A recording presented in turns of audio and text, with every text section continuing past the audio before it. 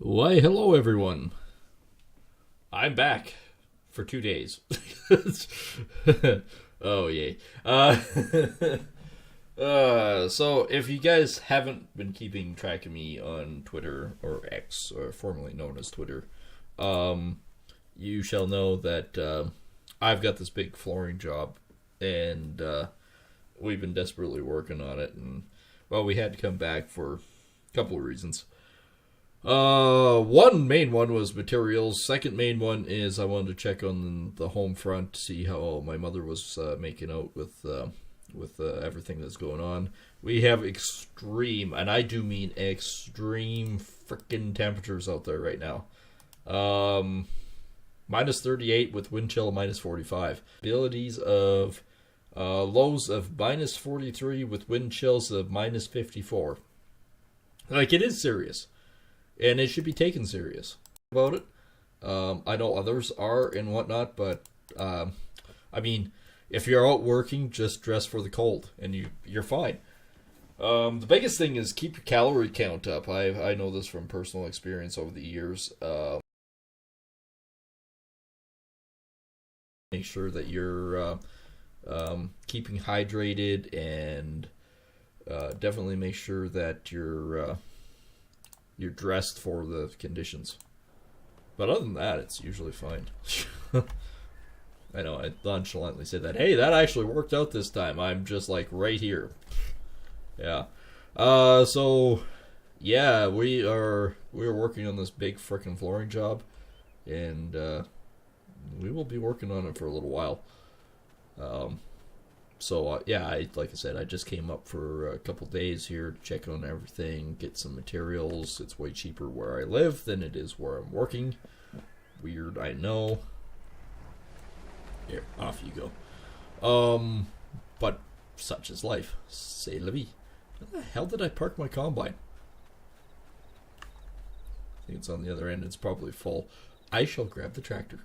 So yeah, it's been definitely a work in progress, but we actually got more done in 3 days than I was expecting to. I was actually kind of nonchalantly brushing it off that we would get. I figured with this one, if I could get some of the demo done and maybe get the flooring started by Friday. We started on Wednesday. You know, that kind of whole chestnut. And yeah, actually turned out that we got the 90% of the demo done for the master suite, which was an extra add-on, but whatever. I'm happy about it. We're still doing all right. All things considered, we're doing all right on stuff. Oh, I guess I just kind of abruptly ended it there with a stack from hell. Alright, that might be quasi. So my employee, I would say probably a healthy third of the upstairs flooring done, which is pretty substantial. Actually got way more done than I was expecting. All things considered, we're kind of going by, okay, if we can do X amount, we'll probably be doing all right. Hell no, I got a lot more done than I was expecting. And the bathroom, well, other than discovering some interesting stuff, we're actually zooming right along. Like, I should probably in the next when I get back there, not if I get back there, but when I get back there, 2 days, I should have the main things in. I should have all the rest of the plumbing done. I should have the vanity in, the sink in, and potentially drywall done. Well, not done, but in. I should have the bulk of the drywall in. So, by the end of the next week, I should have it all mudded and final sanded and ready for flooring in there, which is freaking huge. And by the end of next week, we'll have the entire upstairs done and probably some of the demo and flooring done downstairs. So I can't say we're slow and not getting anything done, like not progressing or anything. We're moving, which is huge. Like I wasn't expecting to get as much done as we did, but at the same time, I'm happy that we are. What is down? All right. Ah, there we go. It is a really big job, but I mean, again, for 3 days having like I had to gut that freaking master en suite. It was in dire shape. It looked good, like on the surface. It looked good. It looked like it had nice tile. Wrong grout. As it turns out, it was a sanded grout instead of a non-modified, and by that you have to seal it. If you don't seal it, the water penetrates and it just goes into any organic product and it basically molds, right? Which is what it did. So we put a cleaning agent down for the mold, and the mold is or should be killed. Now we should be able just to vacuum up the rest of it, and it should be killed and good. None of the floor was rotten, oddly enough. No, the K3 board was, but the subfloor underneath is in really good condition. So we'll just leave it at that. That's minor. And yeah, the plumbing. Some of the plumbing was kind of chaotic. Where it was underneath the tub was bad shape. Like, it was progressively leaking for probably 30 years, but for whatever reason, it kind of sealed itself up until I started doing a little demo and started moving things. Like, the tub was never used. If somebody used it, that thing would have leaked like a sieve. But unfortunately, or fortunately, nobody used the damn thing because they were scared of it. And, yeah, it didn't cause a problem. I was trying to think of another issue too. There's a pipe that's coming out on this little tiny pony wall that was for the base of this tub, right? And I was trying to figure it out and going, well, shit, I'm gonna have to leave this bench here and kick it out and drywall it and do this and do that. And I went, wait a minute, this is really kind of stupid. And I thought to myself for a second, and went, oh, that really is fucking stupid. Why is there a clean out on your vent? Not for the drain, for the vent. I'm going, well, fuck this noise. I'll just cut it out and mount it properly into the wall. It's just a vent. There is no... The only thing I could see why they have a clean out is at one point they were thinking, or... I have another idea. There might have been a his and her sink. You know, that's probably closer to the truth. That might have been a his and her sink, and that could have been the drain line. And instead of just cutting it out and doing it the proper way, they just put it as clean out. That might be closer to the truth. Now that I think, saying it out loud, that might be closer to the truth. So I could dead end that and properly put it in the wall. Okay, we're fine. Vents are one thing. At the temperature that I'm sitting at currently, could a vent cause an issue? Oh yeah, it could. I am not going to lie about that.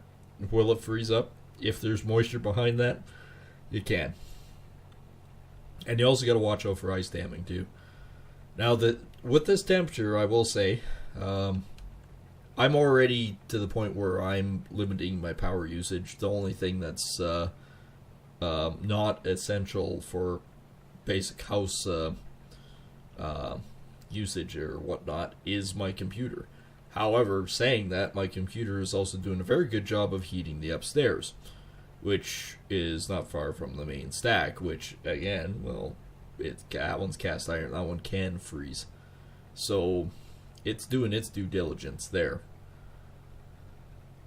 But, all other non-essential electrical items are unplugged or not being used. Like, even everyone forgets that with electronics, even though they may not be on, if they're plugged in, they're actually still drawing power.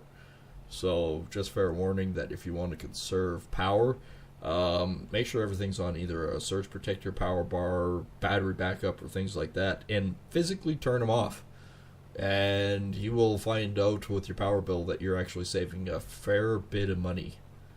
So just little tidbits of advice there from the Norsk. But yeah, no, as a contractor, I kind of tend to know these things. And I was actually talking with on the phone with Dad there, and talking about generators and that. 15, 20 years ago, having a even a 7500 or 10,000 watt generator back in the day was sufficient enough to power your main essential items in your house. Like your old furnaces only drew like 5 amps of power and used or consumed about 1,000 watts. So you could run your main essential stuff on a backup load gas generator outside your house. Not an issue. Nowadays, ain't happening. There's so much electronics usage now that it's actually physically impossible to run a small generator to power your house. So, like, I after talking to him, it got me thinking, so I ran downstairs, looked at the power usage on the new furnace, and going, okay, the new furnace is about 3,500 watts of usage, and it draws 10 amps instead of the 3 amps the old one did. Why? Because it's a multi-stage furnace. It actually it has more electronics for sequencing and blower modules and things like that, so it uses a ton more power. So it's not good, but it's not great either. Well, it can be, but it's more. The furnace runs more efficiently, all right, which means you're burning less fossil fuels to produce the heat that required to heat your house, which is groovy. But with more electronics comes more problems, unfortunately, as it tends to work out. Like right now, the furnace is always on 24/7. Is it heating 24/7? No. Is it running 24/7? Yes. Because at a certain temperature with electronics, what it does is it actually circulates and cycles the hot air from the upstairs and brings it downstairs for it to rise again. So it's actually being smart by reusing the heat provided by itself. Groovy. So, what is the most reliable thing in a very cold climate? And simply put, natural gas. I hate to say it, but natural gas is the most reliable. Right now, wind turbines in this province where I live are shut down. They're shut in. And they're shut in for a reason. They're a very valid reason. It's not because somebody went, oh, well, these things are running, we should shut them down. No. The fins, or the blades, are made of fiberglass. At this temperature, fiberglass shatters. If you run them, you risk damaging the turbines, and they're garbage. So, what do? You don't run the damn things, that's what you do. You shut them in at minus 30. To basically protect it. Is that necessarily a good thing? No, because you're all of a sudden what it was producing is no longer active on the grid. So now all of you're going, crap, right? Oops, that doesn't work.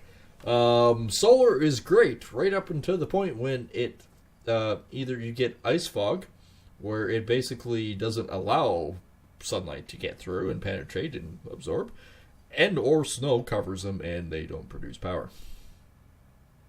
Living in a winter climate is not always the greatest. So unfortunately, I'm thinking probably well, it's kind of unfortunate, but it is kind of also the safety truth. Why is my auger out? My auger's out, isn't it? Why is it? in, you bastard.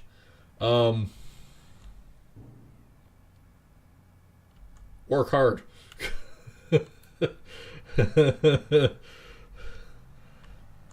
In the game, actually, believe it or not, your cash crop is oats. In this game, oats are the cash crop to do. Just because of the amount of grain that you actually get from it versus the price. If I did that wrong, where's my combine? I got too many things there. Going back at it.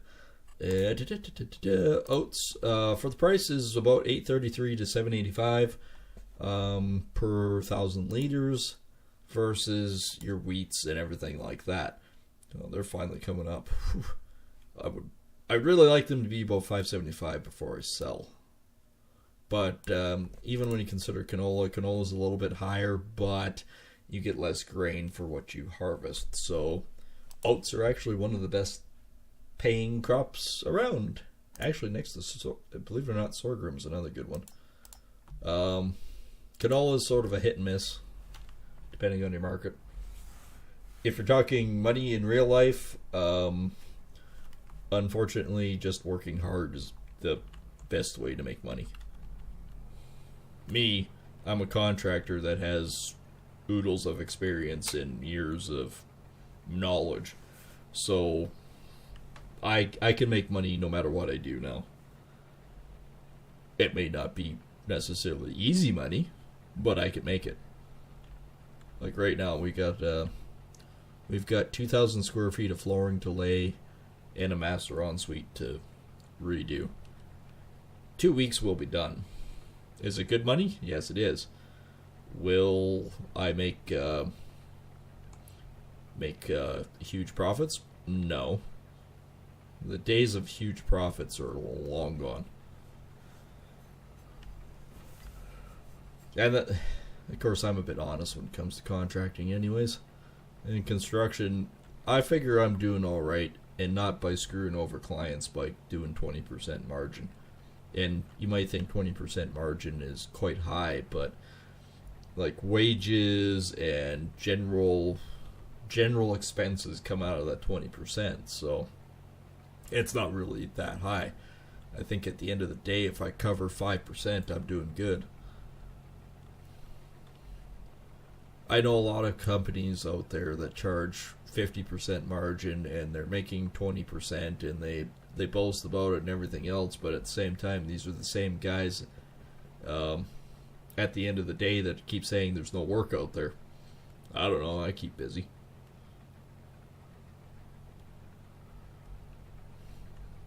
What also pisses me off, those are the same guys that I have to go back and fix their crap all the time. Because they run in, do it as cheap as possible to make their 50% margin, and they leave, and honestly, the workmanship is crap. But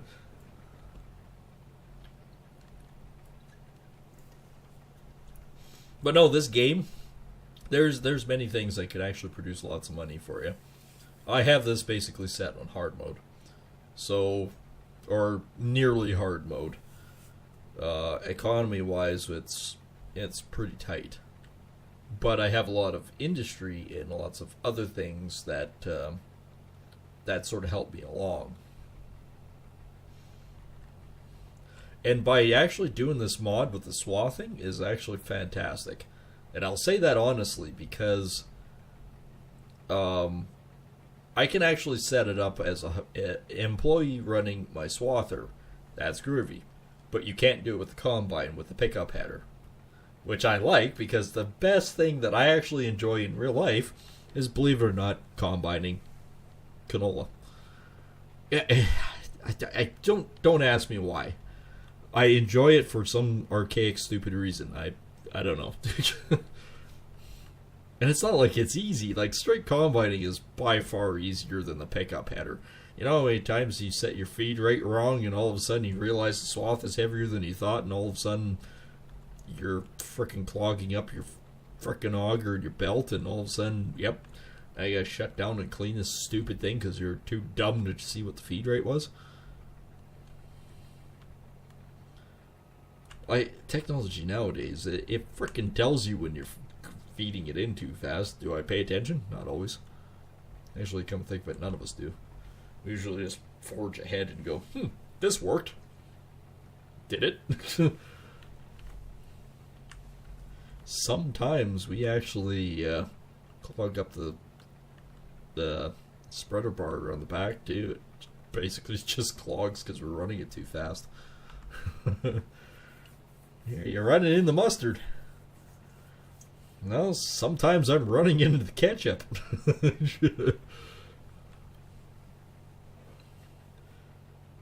Of course, I don't know if I've ever run a combine and ran it in pea soup. I don't think I've ever run it in the green. I think it's always borderline mustard or ketchup. Full tilt, baby. Have I broken combines before? Yeah. Has my cousin swore at me? Yeah. Have I swore at him? Oh yeah. There was this one time that I jammed it up real bad in the front end. And he looked at me and said, well, you're cleaning this out. And I looked at him and went, no shit. And he said, well, you know what you did wrong here. And I looked at him and went, oh, I know full well what I did. And I said, that's why I'm going to get down and machine's off. I'm going to clean it out. And he says, good. No, don't make a habit of this. Yeah, I got you. Not more than 10 minutes later, he comes on the radio going, all right, so apparently 2 of us are idiots. I went, oh. Did you just run it a little bit hard into the ketchup and it's all clogged up? And he goes, maybe. So it wasn't just me.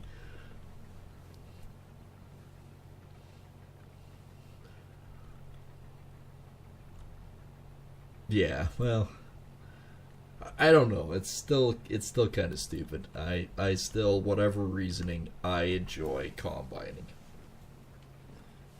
Real life, end game.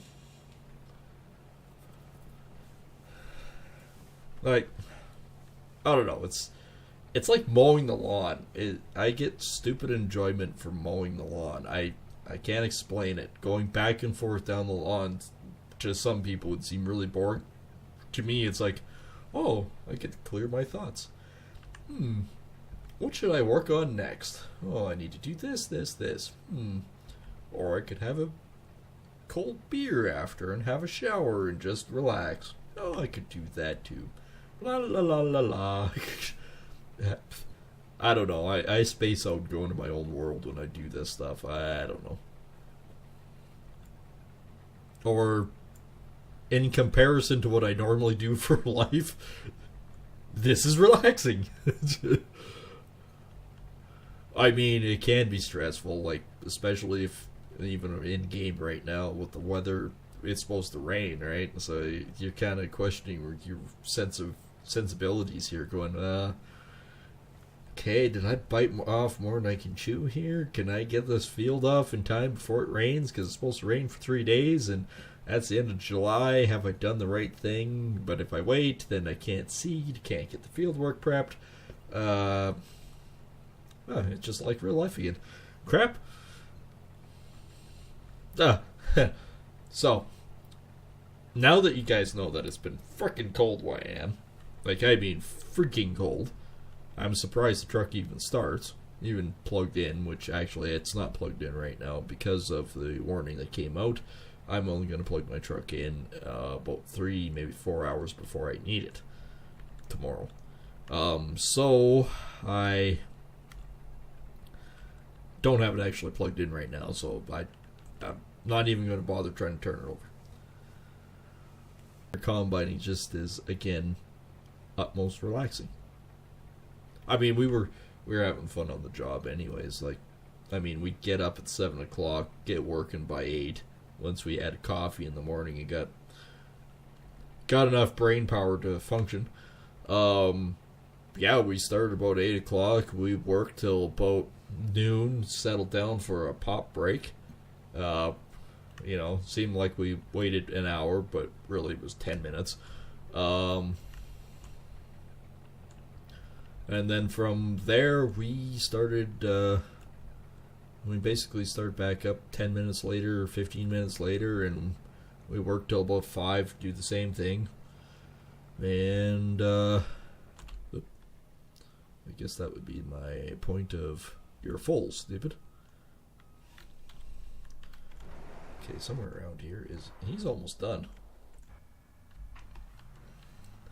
And then a lot of times, like at 5 o'clock or so, we'd stop for a bite to eat, and we'd rest for a good hour then, and probably about 6:30, we'd go again till about 8, 9 o'clock at night.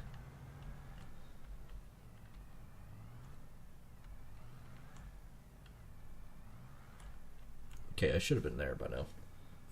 It should be dumping grain. Why isn't it dump? Oh, it isn't. It wasn't far enough. Never mind. So yeah, we're putting it long hours. So I would have to say we're doing all right. Get that master bath back in order. And of course, oddly enough, I will, with full intentions, be the first person to ever use it. Why? Because I want to make sure it doesn't leak. That's the main thing. I want to be confident in my workmanship. So, I mean, I'll be the first guy to take a shower in it because I want to make sure A, it doesn't leak, and B, everything functions properly. I want to make sure the client can do it and be comfortable. And that's the main priorities.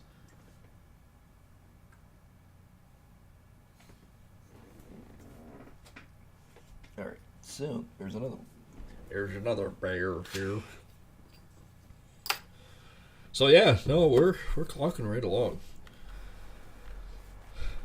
Like I said on Twitter, I was hoping to basically in 3 days be able to get a start on the flooring. I didn't say we'd get very far. I figured if I could even get the top of the landing done and maybe part of the hallway, I'd be happy. Oh, we got more than that done. We got the landing, hallway, into the 2 other spare bedrooms, which are offices actually, and most of the bathroom, the main bathroom up there, floored. And we got the, I'd say probably about 90% of the master ensuite gutted, which is huge. So yeah, I'm very happy with the progress.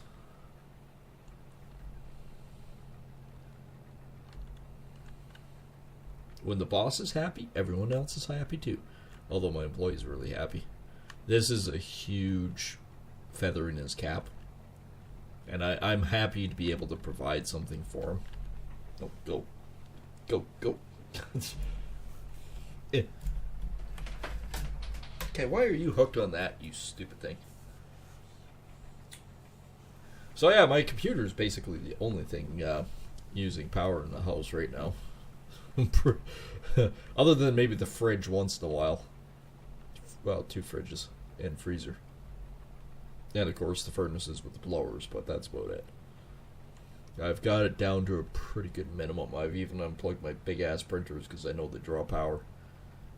If they're in standby mode, they're still drawing about 55 watts an hour.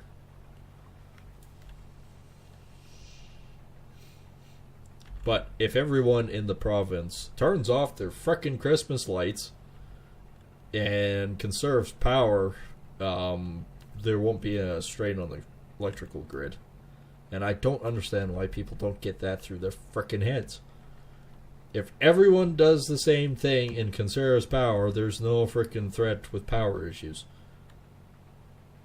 Don't be the dumbass that goes, I don't give a shit. I'll have my 6 million fucking Christmas lights. 1, it's an eyesore to begin with. 2, your power bill sucks on a normal basis. Don't know how the hell you can afford it. And B, I don't care if they're LEDs. They still light. You're still consuming power. And they're still blinding and ugly. And I don't mean to humbug. I just don't like Christmas lights. They cause more issues with us contractors than they're worth.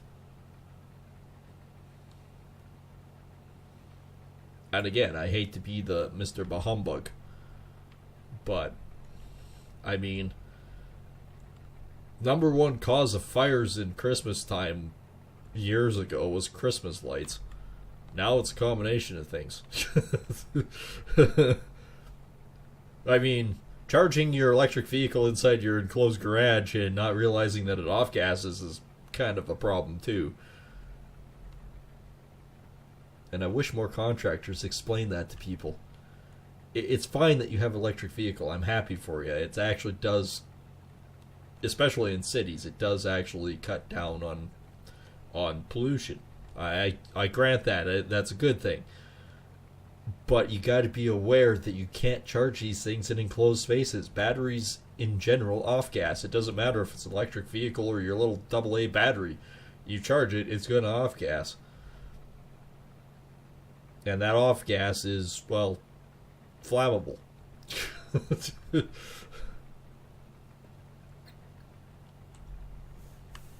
So there, you got a few safety tips tonight.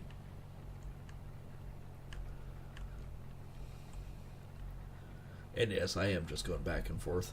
Maybe boring to some. It's relaxing to me. And at least I'm able to settle down and provide you fine folks tonight some entertainment and more content. I know the channel's lacking a bit of content, but I mean, if I'm away working for a week at a time, I'm away working. And unfortunately, I would love to make a living doing this, but reality sense kicks in. As a good backup when I'm not working so much, yeah, it's great. But when I have a big job, unfortunately, YouTube gets sidelined. And that's just, it's an unfortunate reality, but it's the truth.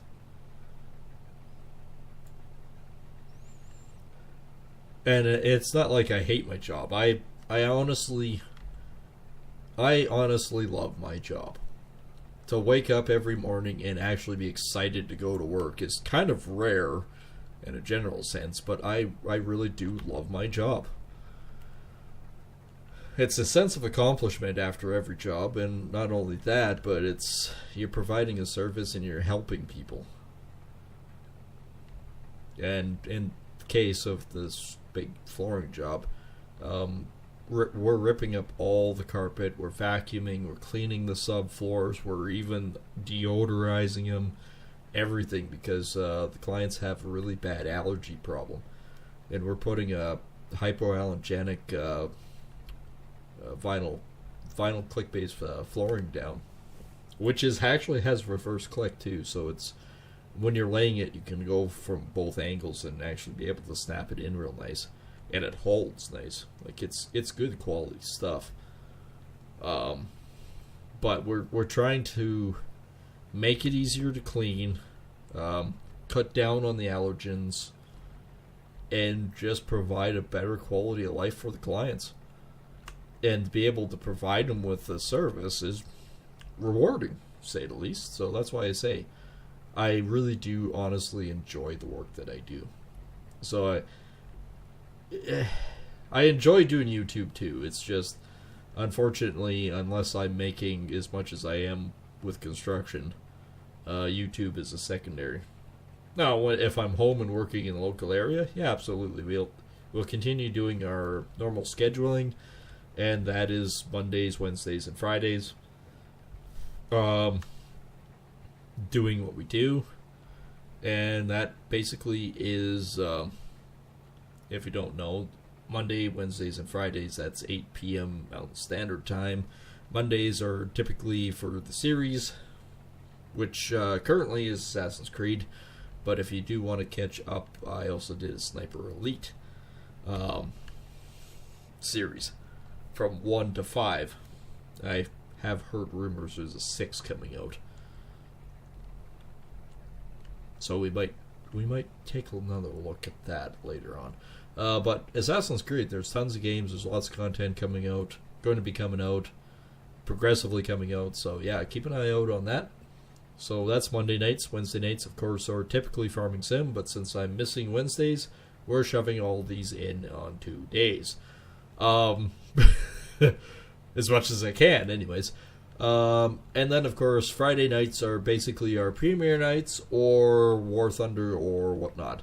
And depending on it, sometimes it's Gold Rush, depending on if there's a new season. And Gold Rush is kind of getting me excited again. I was kind of lacking in playing it for a while, only because nothing was ever happening and whatnot. But there's new developers on the scene, and there is new content supposedly coming out for that game. So I'm kind of excited by that. And of course, we were talking about a couple new series that we could potentially do. But of course, our main priorities right now are Assassin's Creed and, of course, Farming Sim, with the substitute of Satisfactory on maybe premiere nights like Fridays or whatnot, just to break up War Thunder. Now, I am actually kind of alone tonight and whatnot, so we're gonna power down and we're gonna do some Farming Sim for a little bit, probably our 2-hour block that we typically try to focus on. Oh, we're almost full.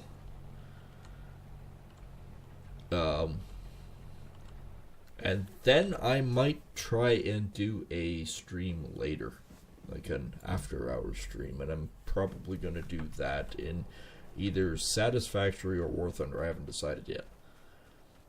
I'm uncertain at this point. And I'm going to have to seriously think about what the hell I'm going to do with this grain. Am I going to...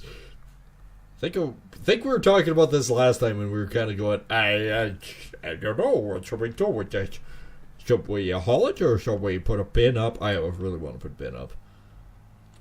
But I'm not sure.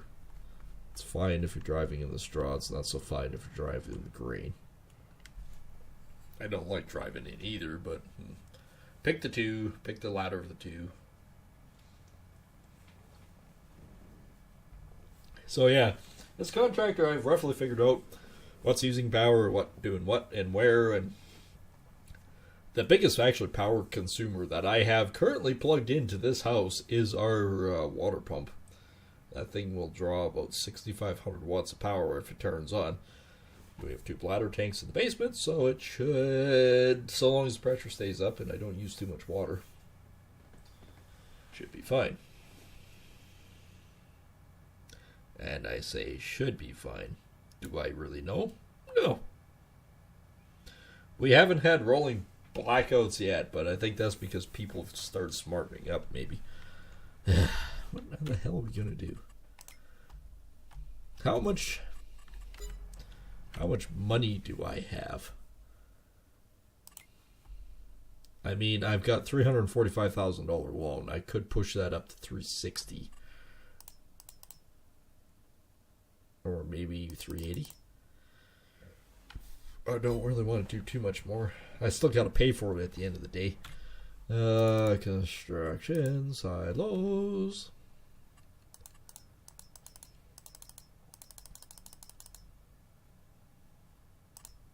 Okay, this one holds 500,000.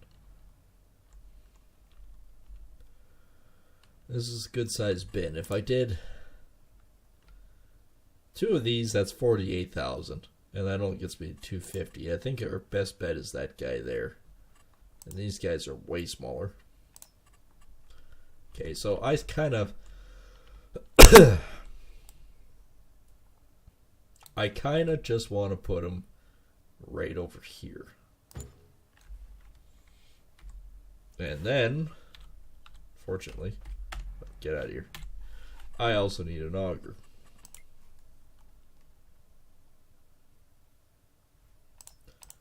One of those. I could do this guy, which is 25,000.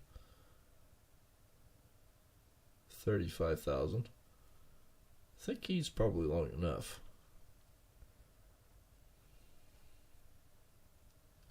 That thing is more of a pencil auger. That's a frickin' seed treater. That doesn't do what I want it to. That's not a bad auger, but it's only a 50 foot. That one's a 94 foot. I have no idea what this guy is. long ass fucking auger, so it is. Alright, well, buy him and go broke. I mean, what's the worst that can happen, right? So we are basically full here, and I need a tractor or something. I wonder if my pickup truck can pick him up. Where is my pickup truck? There he is. No. G, right? Yes. There we go. That's, Can we keep all this? No, we gotta go like this, though. Alright. Up, periscope. Let's see if I can pick up my Grand Ole Opera auger and use the truck to get it here. I mean, in real life, that guy just smashed in the back end of that guy's vehicle. I'm a witness. In reality, in actual sense of the imagination or whatnot, that's how we actually haul the augers around. We don't usually use the tractor. We use the trucks. You can't really go fast with them. They tend to wander and wobble and could potentially tip over because they're not what you call... Their center of gravity is way higher than what you think. And they tend to go wibble wobble, and fall over. So you can't really go fast with them. Basically, if you're smart, which I'm not really, you tend to just drive like 35, 40 kilometers an hour and you get there safe. Now, if you're not smart, like me, you tend to try to push your luck and see how far you can go going as fast as you can go. So, dumb question, game. How am I supposed to connect to this? Let's plow into the meter. That's probably a safety thing there. Alright, why don't we just turn this frickin' thing around here? Or just drive over at high center. Yeah, Beauty. Well, it does have a hitch on it.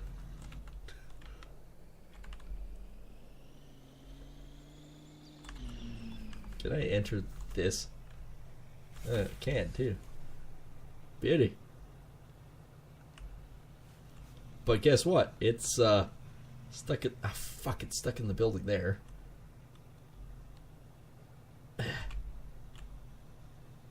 Can I kibosh my truck off of it? No, it's just a... It's, Okay, who's driving who here? Don't mind me, I'm just taking my pickup truck for a drive. A very slow 5 km/h drive. That's what we can do.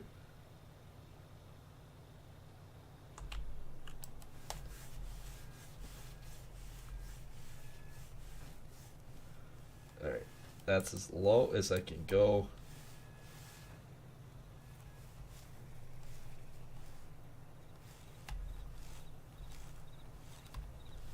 Okay, this might work. Or more magic has happened. Alright, this might work. Whoa! Alright, so if I enter this again, can I... Alright, that actually... Nope. Aha! Well, that was a lot more work than we anticipated.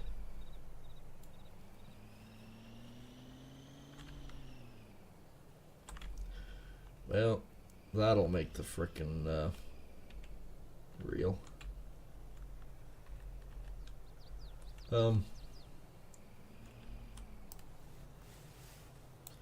Okay, can I actually connect?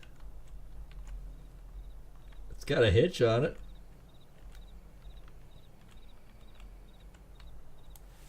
Alright, all that progress, and I found out I cannot actually hitch it to my truck. Great. So I wasted a bunch of time doing dick all for whatever reason. So I guess I'm going to have to go picking up with a freaking tractor.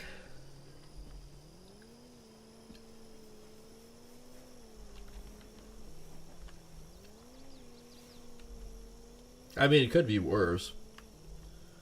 Like, I never actually tipped over an auger. I was really lucky about that. I don't know how. I kind of was an asshole about it. But I never tipped one. Never actually launched it in the ditch either. I ended up being surprisingly good at it. However, my longtime friend, helping my cousin, was hauling an auger.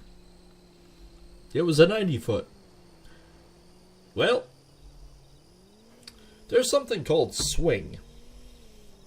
I know it's a weird concept and everything else. Most people wouldn't understand it at all. But yeah, there's something called swing. This particular event, swing, happens when you tend to turn a corner usually, and you're unaware of the fact that even though you made the corner, you don't understand the concept that the thing behind you that you're towing may have a wider radius of turning than you think. I.e., he turned the corner, not knowing that how far 90 feet would swing out, and didn't understand that power poles don't typically move. Yeah, he destroyed like 40 feet of fleeting on that auger. This is a guy that is by far way more knowledgeable about farming or anything, of how to run equipment and everything. Anything to do with farming beyond my capabilities by leaps and bounds.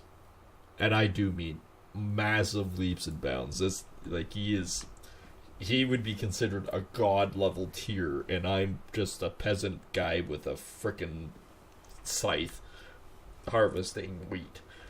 Like, amazing guy, right? And it's him that fucks it up. Not me, but him. Driving it with his dad's F-150 and going, do. Okay, well, I'll take the corner wide, and that way I can hook around, and yeah, it shouldn't catch the ditch. Didn't catch the ditch. It went around the corner just fine.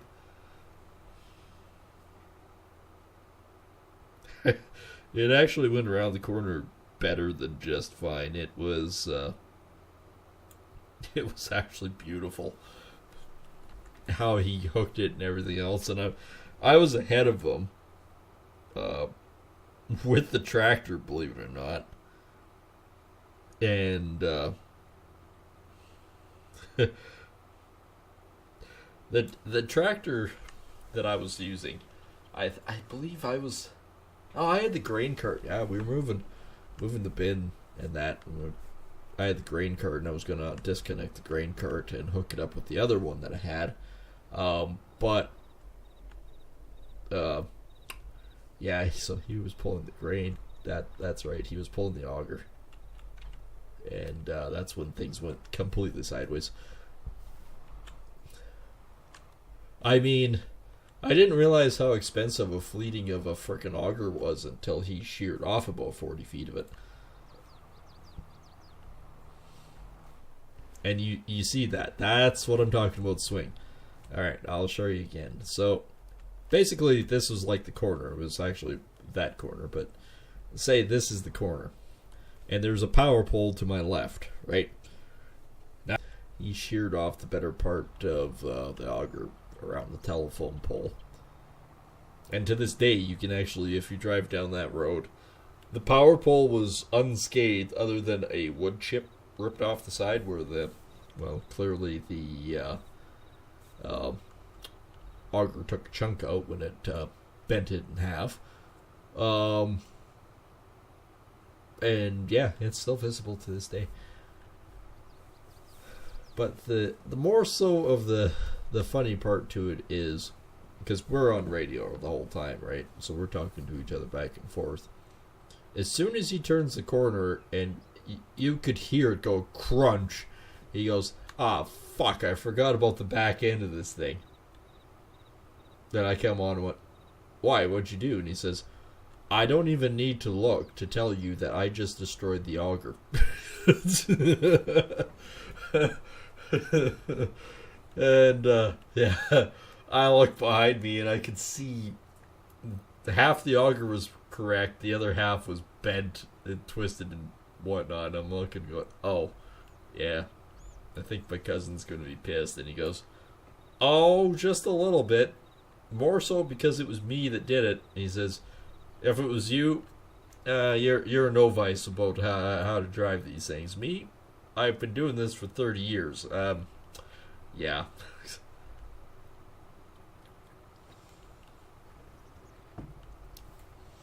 Yeah, so, oops. I mean, shit happens. So long as you can laugh about it afterwards, and we still do. Like, every once in a while, I talk to my cousin and I say, "Yeah, you remember when this happened?" He goes, yeah, I did." He says, "But, at the end of the day, nobody got hurt, so that's the only thing that matters." He says equipment can be replaced. He says, "Was it a piss off for the day's work?" Yeah, it was. But nobody's going to be complaining. Nobody got hurt. He's pretty easy going by that. It's like, if you don't get hurt by doing it, it's fine. Shit can be replaced. Just make sure nobody gets hurt.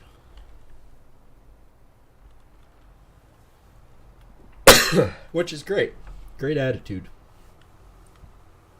He's a really, really good guy. I wish there was more people in this world like him.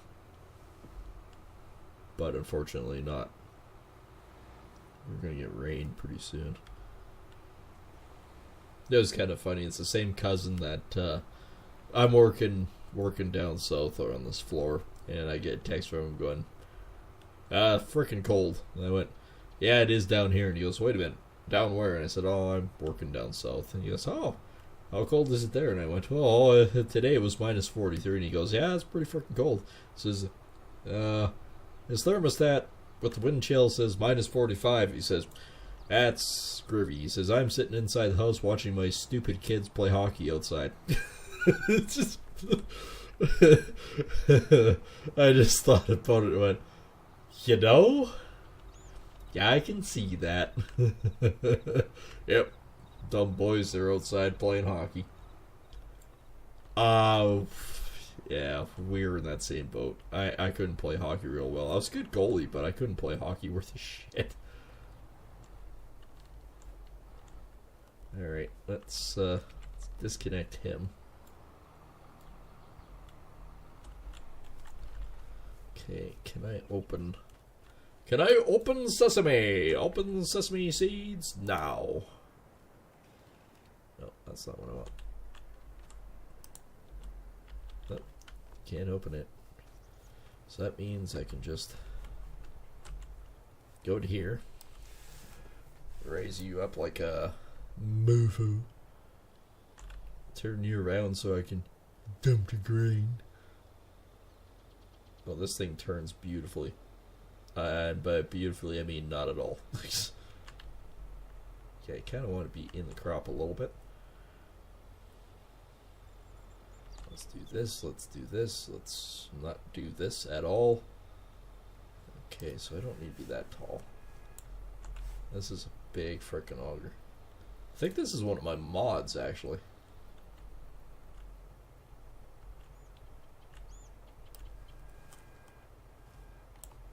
Yes, that works.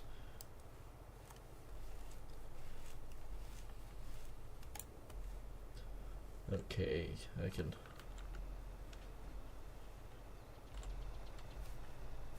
Okay. I don't know how much fuel's in that thing. Oops. Crap. Fell off the staircase. It has a railing. Apparently I'm one of those idiots that can't figure out how railings work.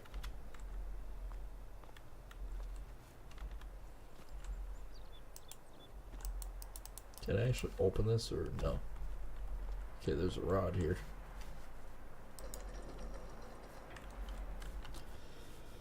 Okay, cover is open. Could actually drive. Nope. There we go. That way.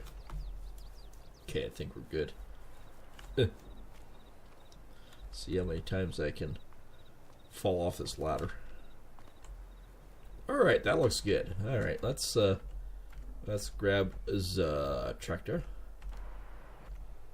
Oh, he is actually done. Son of a bitch.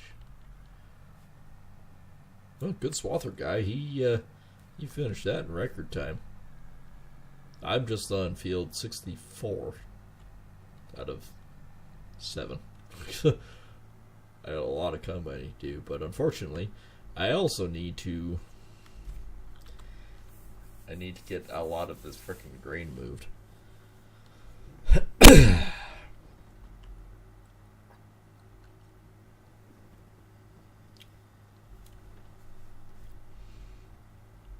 I mean, this field's kind of rough in places.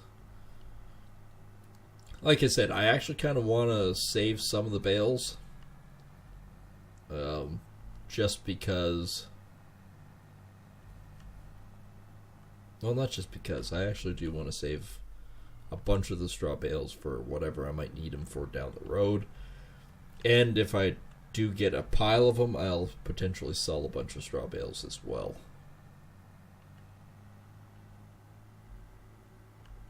Okay, I know I'm driving on part of it, but it's part that I hate doing. Did I make it through? I think I did.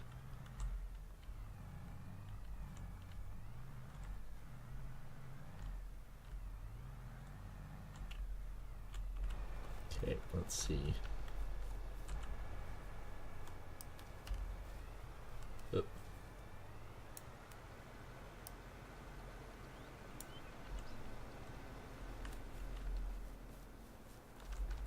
Oh, does it actually say that?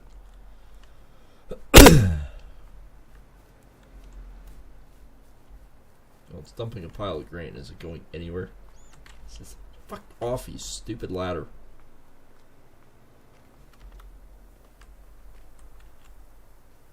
This bin is empty. It's not going in there.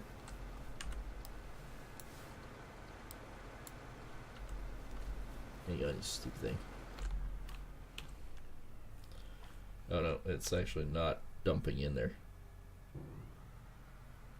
at all. Looks like it is, but it isn't.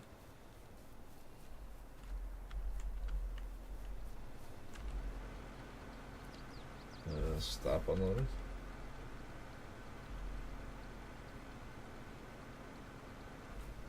Now is it actually going? Yep. Okay, there's a pile of grain going, moving. Oh, yep, oats are going in. Steady. Alright, let's hop back into... Oops, crap, I missed it. That.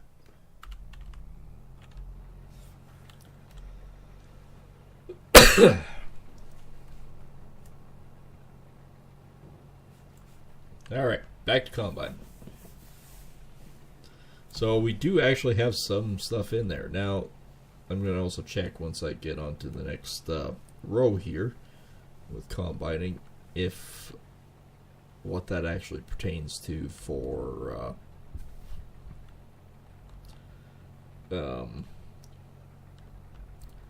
in terms of storage, if that actually equates to my oats storage in general or not. So we can look at it like this. Yes, it does. Very much so.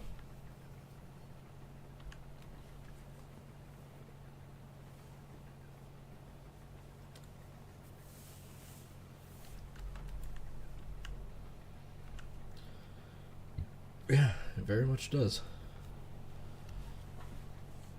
Alright, well, we're just about done in field 64 out of 5, 6, 7. How many are here? 58, 65. So 1, 2, 3, 4, 5, 6, 7, 8. Alright, we got 2 out of 8 done. I mean, we got the outside rounds done. That's huge.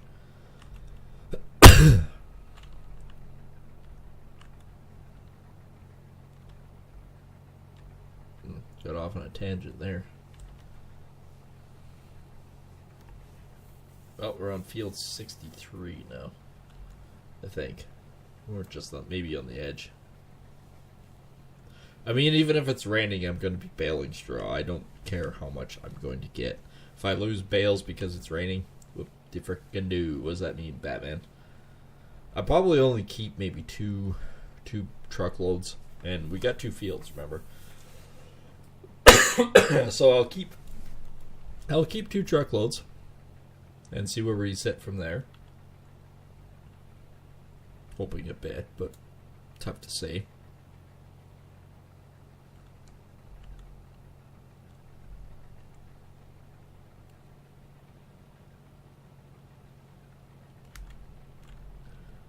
So we've already got 50,000 bushels. We got a lot more friggin' wheat off than we originally were thinking, so that's good news.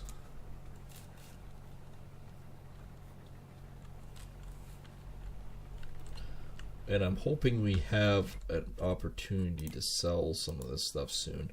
Like, 506 isn't bad, 508 is not bad either, but I really would like to try to sell it at about 550. That would be my ideal sort of happy spot. And I could sell a truckload at it real quick, right? And that would cover a lot of expense and cost. Then we can start paying down our friggin' loan. Potatoes are 2-3 months away yet. So we can't get rid of those contracts yet. Unfortunately. Fortunate or unfortunate. I'm not sure which way you want to look at it.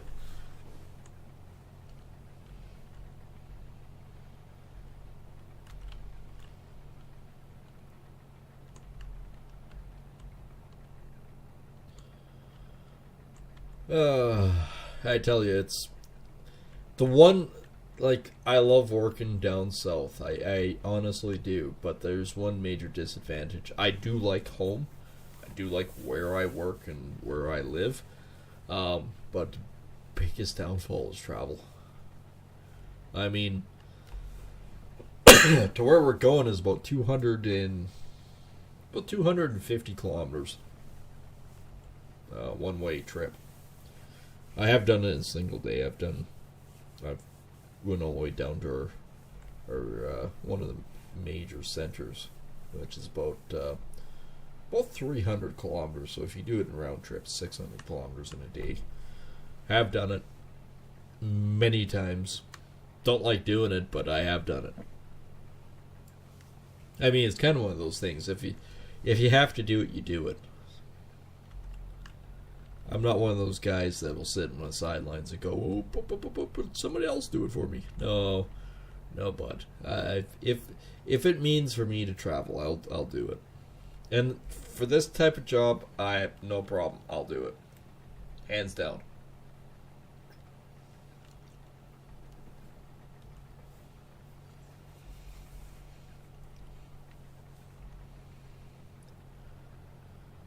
And it's actually kind of well, like I said, it's a feather in my employee's cap, but it's also a feather in mine too. I'm not super strict on well, especially pot consumption. I'm not strict on pot consumption. I've worked with guys over the years that do a lot of smoking. I will never say anything bad about it.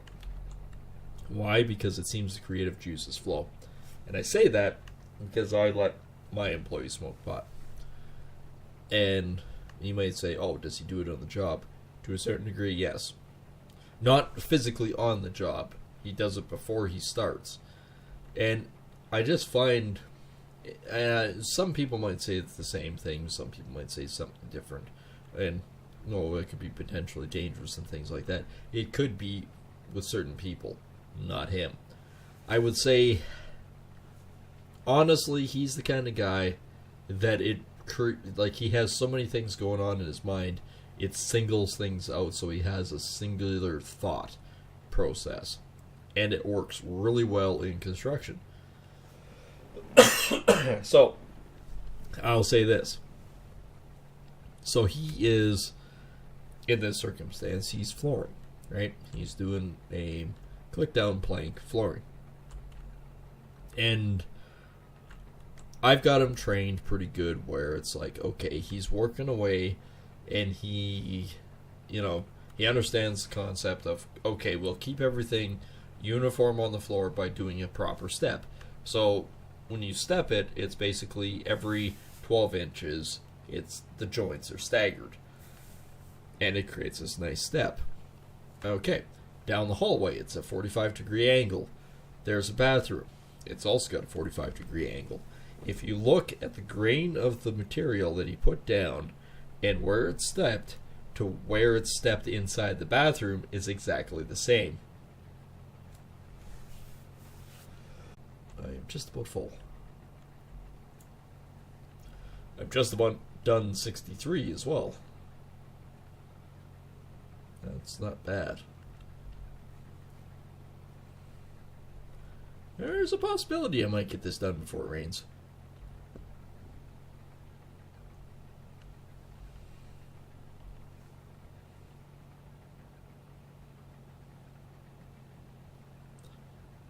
Well, you're actually chewing through everything pretty quickly.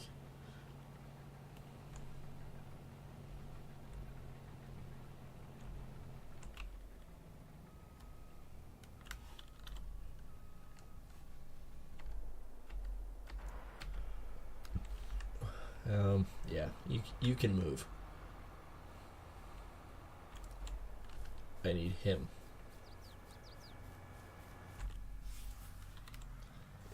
Alright, well, what we know from that is the bin actually works. How much is in here, by the way? 45,000. Boy, am I glad that I picked that bin. So the other one that I was looking at has 125,000. Yeah, I know, 42 and 125 aren't the same. Look at how much more field I have left to do. And the field is progressively getting bigger now. Narrow on this end, bigger on that end. Not by much, but it is growing.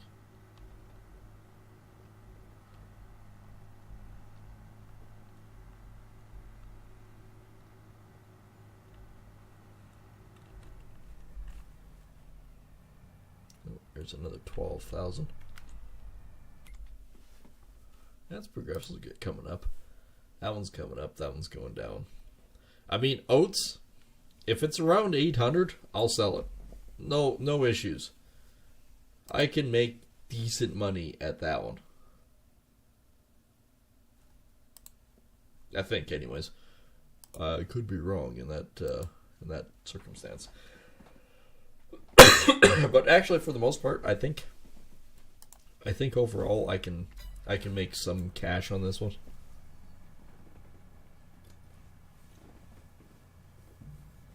I think for the most part, my main cereals I can offset.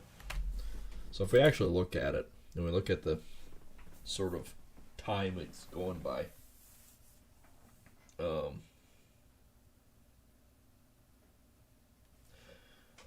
I think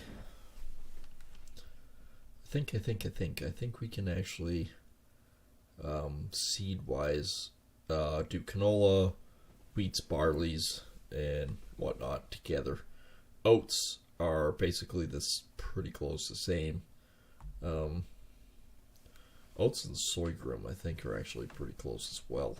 Yeah, for seeding wise. Yeah, sorghum's a little after. I'm going to pause quickly because I went through a couple beers, so that means I have to pee.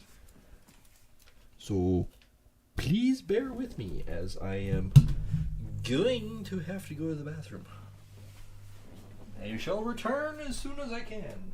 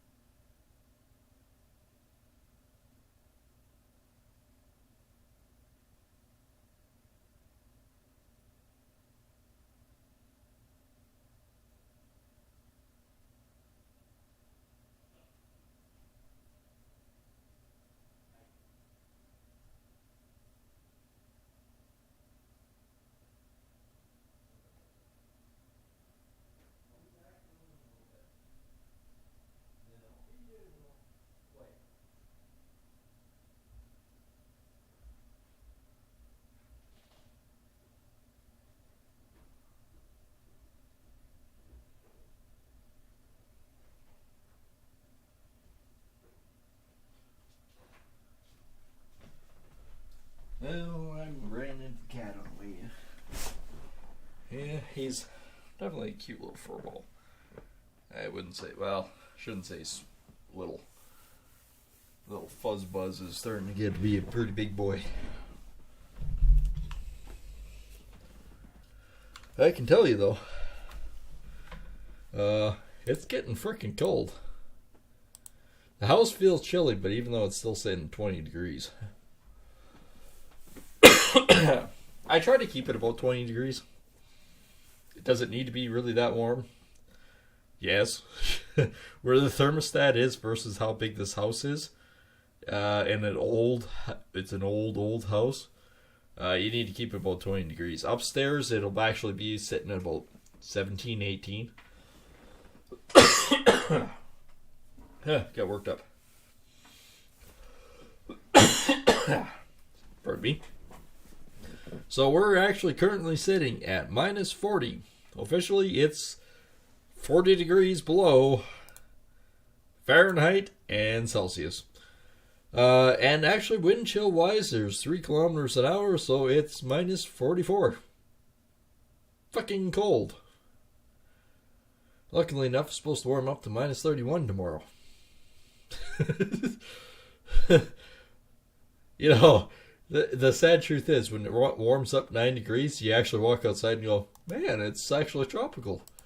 I don't know, you seem to appreciate it more. I don't know. Or at least I do. So we're at the client's place. He hired somebody to do snow removal, and these guys, great credit to these guys.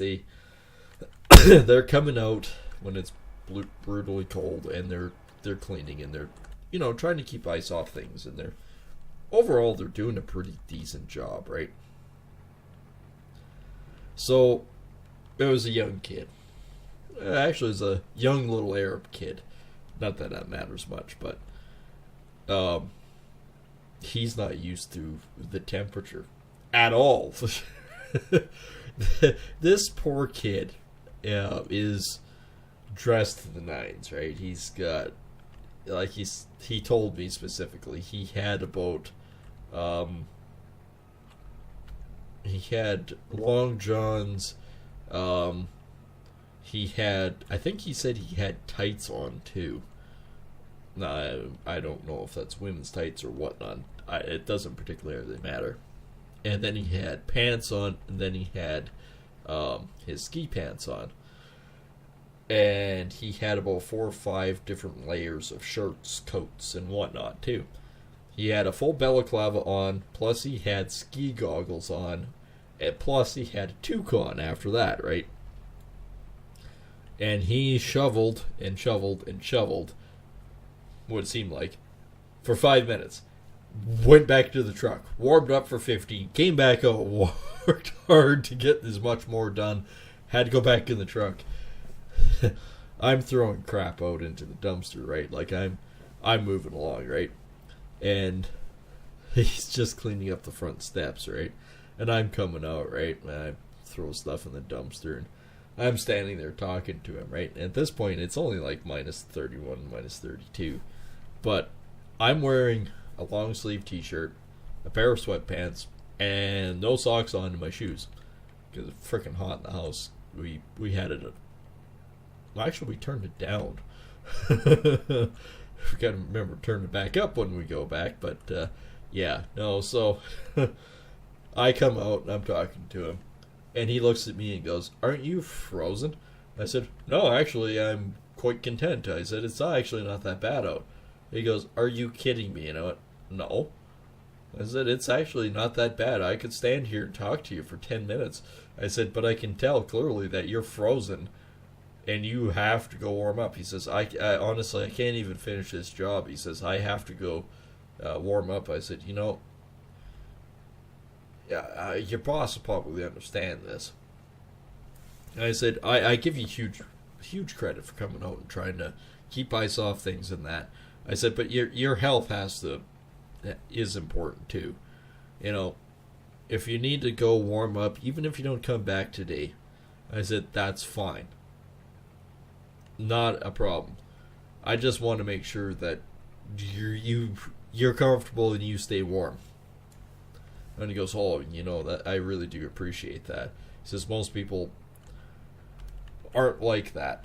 And I said, well, the reality is it's tough working this job when it's cold out. I get it. Not an issue. And he's just completely baffled. And my employee comes out and says, oh, he's taken off. He didn't finish. I said, yeah, he couldn't. He really couldn't. He's frozen to the bone. And he sat in the truck for 15 minutes and he came out and he did finish, but he says, no, I got to finish the job before I take off. And he says, how are you surviving in this cold wearing what you're wearing? I said, I climatize the temperatures really quickly. I said, when it's cold out, I climatize to it even quicker. I said, I actually don't mind the cold. I said, even when it's cold outside right now, I can still stand out with a t-shirt and shorts on for about 10 minutes and not feel a chill. I don't know if my core temperature is higher. I don't know.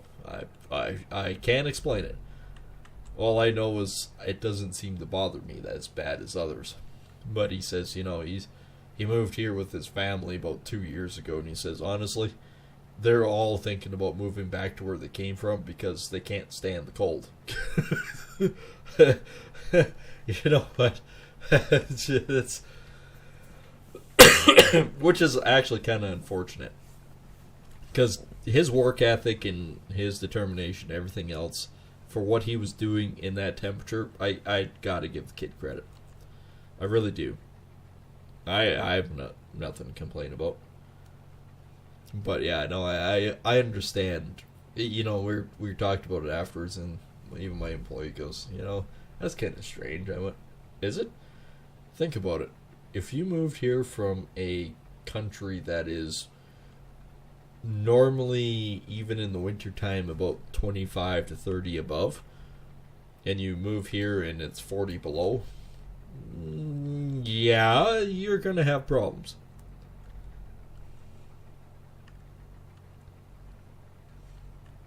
And I don't mean that in a negative connotation or anything. It's just people are climatized to their surroundings. If you're not used to it, it's a huge shock to the system. Again, I don't know if it's my genetics or if it's my temperament or whatnot. It doesn't seem to faze me that bad. Even my employee, he smokes cigarettes too. But he went outside for a smoke, and he was out there 10 minutes, had a smoke come in, and he goes, it's cold outside when your beard freezes. But he says, other than that, it's not that bad. We stopped at a restaurant on the way back home today, too. And they're all wearing toques and mitts inside, and they're going, well, we have to apologize. It's really cold in here right now. And we sort of look at each other and go, really?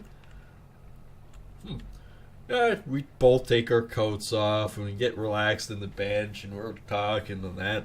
Oh, what do you want for a drink? Oh, coffee's good. Yeah, coffee's good. Oh, well, it's nice and hot. It'll warm you up.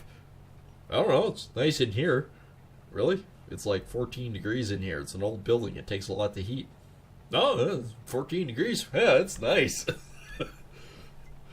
They're also looking at us going, okay, these guys are just a little bit strange. I don't know. I can't explain it. I really can't. I appear to be one of those guys that cold doesn't bother us as bad. Now, if skin color has anything to do with it, maybe. I don't know. I doubt it. Because I know a few people that are different and they're perfectly fine outside. And I wouldn't say different in a bad way either. They're good people.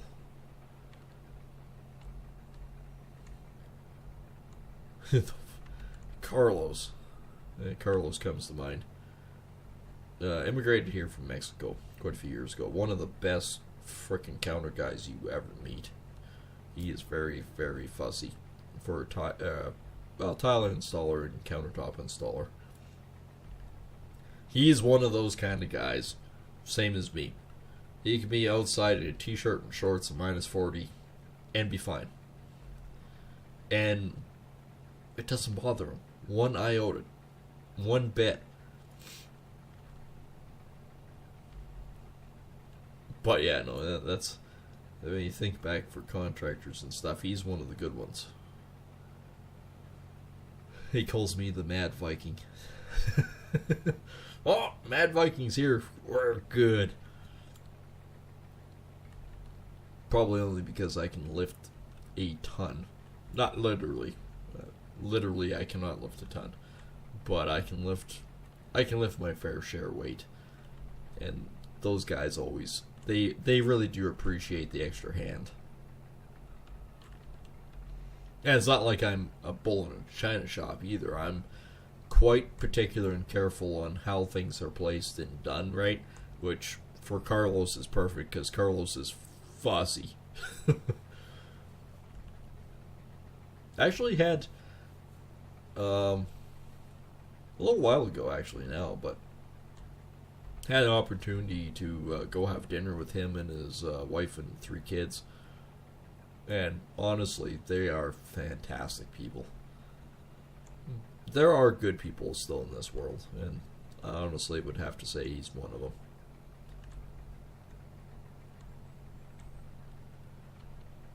You know, if you have a... I find this more so... Is it raining now? Crap. Alright, well, let's finish off. We didn't quite make it then. I'll finish off this bin load. When's it supposed to... Yeah, there's the winch wiper. When's it supposed to stop? That's the weather. Oh, 1500. Getting all stuffed up. I might have to go blow my nose. Hang on. I mean, the crap that I dealt with in the this renovation. I understand if I am a little clogged.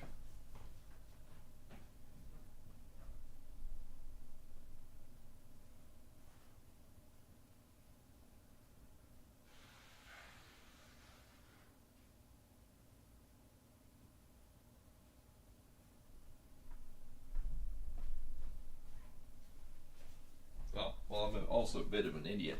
I have Flonase right there. I wonder what can help me breathe. I don't know, the Flonase maybe? I mean, we're dealing with mold, we're dealing with dust and debris, vacuuming.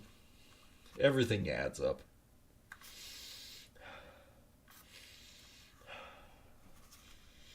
And I will actually say, Flonase, may not work for everyone, but it does work for me. It really, really actually helps. So 1500 roughly we can start combine again, so I might as well shut the combine off. No, because I shouldn't shut the combine off, you idiot. Get the grain out of the combine. Get it back, put it in the bin.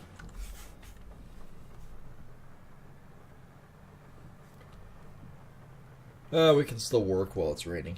That's not an issue.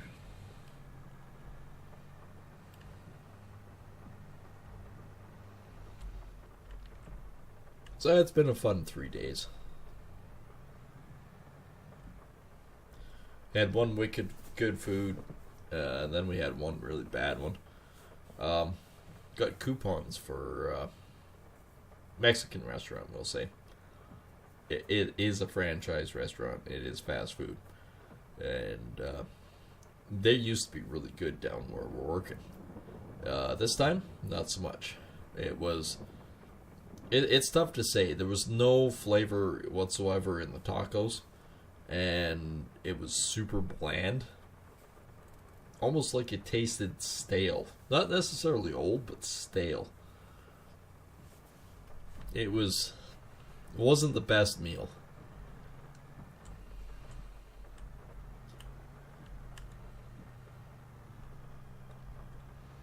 And the one thing about it too is when you're working in an area, it's not like home where you know where all the good spots and stuff are. It's great, but when you're when you're down and around, you sort of have to go to places and find out what they're like.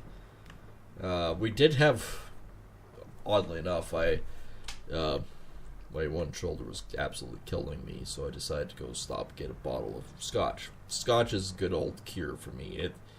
I know it's not something that you should always particularly, do or whatnot, but for me, it's a massive relaxer and pain relief. So you always use what works for you. For me, it works. What am I hooked on? Just a pile of crap. Oh, fuck's sakes. Turn, you stupid frickin' thing. Don't push me forward. You're pushing me forward, you stupid trailer. Alright, you know what? That's what we're going to do. We're going to go straight backwards because you're pissing me off. Now turn. No, you're still not.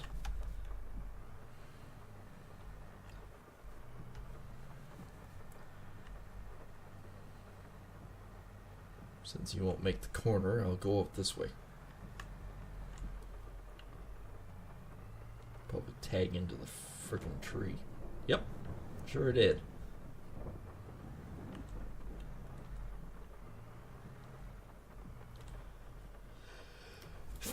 Floating ace is working. Things are moving. No. Move tighter. Move tighter. Okay. No, that's not what I said. I said move tighter. Why are you being a giant pain in the ass now, stupid cart?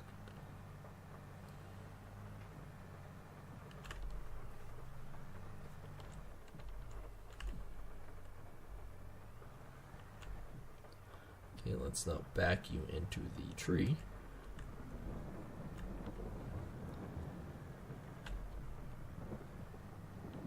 Don't make me cut you down, tree. Don't turn, you stupid cart. It's the one problem with tracks in this game.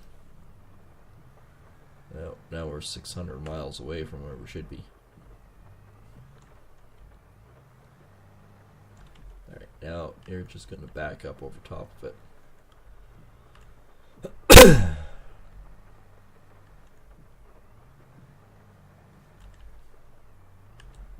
Now, can we hook it closer? That's about as close as I'm going to get it.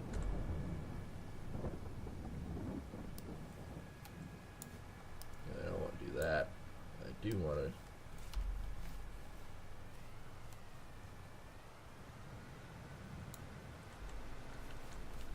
I want to do that. Alright, that's going up nice.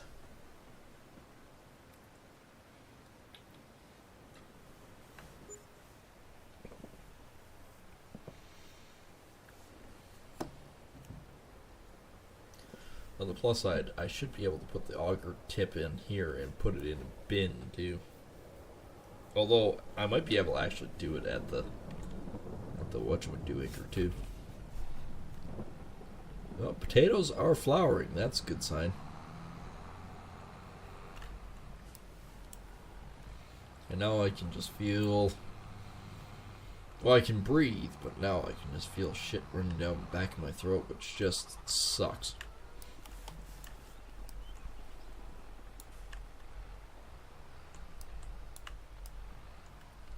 Alright, well, this will be an opportunity to make sure that we have all of our stuff in order.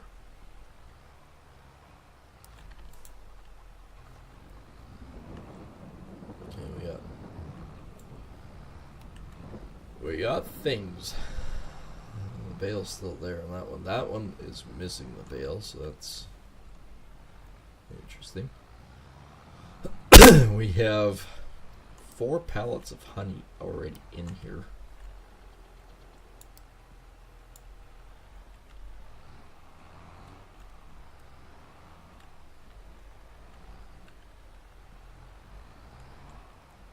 Really?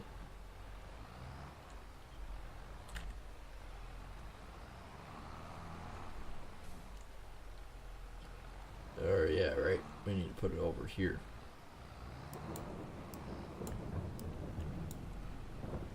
There we go. I remember where to put it now.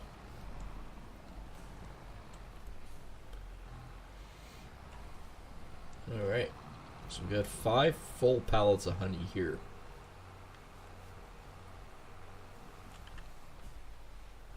We don't have any more wool. We do have a half pallet of eggs. That canola is getting ripe. And we got a quarter of a pallet of eggs. Alright.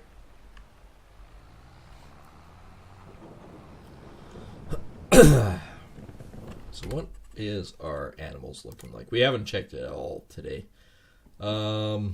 Chickens are doing chicken things. Food capacity, eggs, everything like that.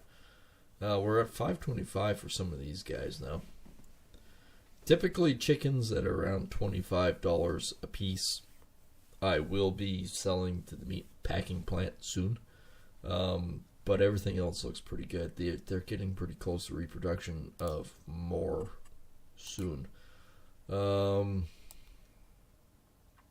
no major harvesting. It's just the regular bales. Field 22 is not terribly big. Production, we're still low on barley, but I could move over some barley. We do have some of that. We're getting some major strawberries. We still got lots of chickens to work. We don't have to worry about chickens. We have 11,000 of them, and that means we can have 3 pallets, or pretty close to 3 pallets of them. We got lots of diesel fuel, kerosene and paraffin. We could do a load of them real quick. And yeah, might have to do that right away so we can get some cash flowing. Well, maybe. Let's take a quick gander here. Wool is coming up. Bloomingdart is 1605. North Market is down on most of it, but paraffin's still high. North Market is, yeah, everything's coming down North Market, unfortunately. Cutting chickens are, the price is going down for cut chicken. That's not good. If it was going up, groovy, but it's going down. I kind of want to see about $2,000 before I start selling it. And it's fine. I don't have to spawn them and put them in a storage yet. Actually, kind of better if I don't put them in storage, as then it takes up space and whatnot. So, don't really necessarily want to do that. That's kind of one of those things. Kind of actually one of those major things. And general crude is, I have no selling point for that. Strawberry beer is stock at 37. Honey beer is down, unfortunately. That's not great. Barley beer, like your standard beer, that's 3,700 per thousand. Of course, they only come out as 400 liters per. 3,666. So there's 3 devils there. That's what I'm seeing. 3 bloody devils. Yeah, we got 3 devils on the wheat beer. How much do we have for the production of that stuff again? Wheat beer. We don't have. Well, we can take one. So, roughly, if you divide 400 out of 1,000, that's what we're going to get. So it's not terribly great. Barley. Like, I mean, we could do. Oh, they're 216. I could do 4 pallets of barley beer. Let's do that. Okay. Somewhere here is a forklift. Somewhere here is a forklift. I can, well, actually, you know what? I don't need this for a while. Is there enough room? Can I put this thing in the barn partially? It's kind of too big to fit all the way in, but if I can partially park it here. Crap. Let's break off the steering, shall we?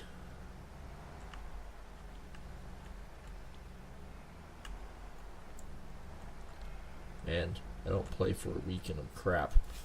The hell. Because the next main crop that we're going to have to swap is the sorghum over here. We're looking for a forky lefty. Nope, not that one. That one. That's the one we're looking for.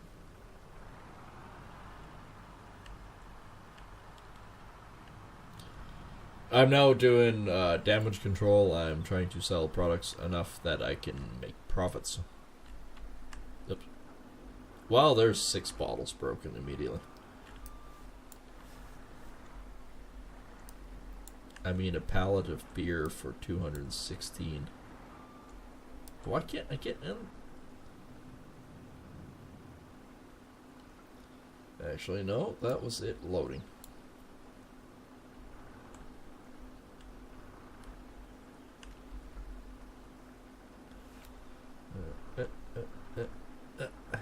Nope. Try this again. Nope. Sooner or later, I can stack all of these. Man, did I ever get rusty not playing for like 2 days? Oh, straight up. Oh, that's sketchy. Let's just take 2. Maybe I need to angle it more. Maybe that's the problem. No, it's just being piled crap.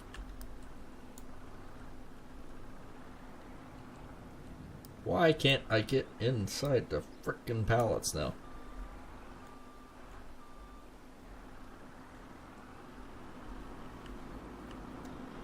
Alright, this is the first 2 pallets of this one.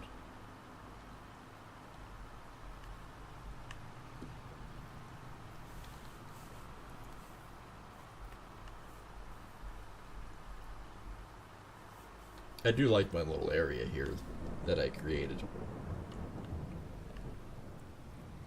Should I stop? Not bad, that's 1,600. So that's $3,200 total with barley. Regular beer, essentially. I'm not unhappy by regular beer. I can make that work. I can make that work.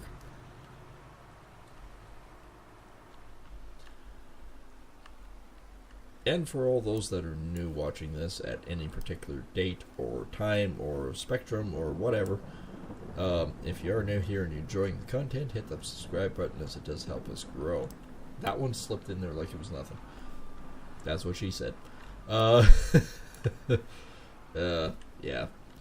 So, going back to it, if you are enjoying the content, hit the subscribe button, likes, and share to your friends and families. It does help us grow. And of course, our goal, or next goal, I should say, is the lovely amount of 500 subscribers. What the balls is going on tonight? What am I stuck on? I'm gonna just... Nope, it didn't magically work. Well, these guys also get to see hear what's going on in the evolution of or time spectrum that we are working on. So by next weekend, when we come back, hopefully, we'll have probably, I'd say, a good half to 3/4 of the house done. Hopefully. Because I don't think it's going to take much more than about a day to get the bulk of the stuff back into the master bathroom to the point where I can start piecing things together.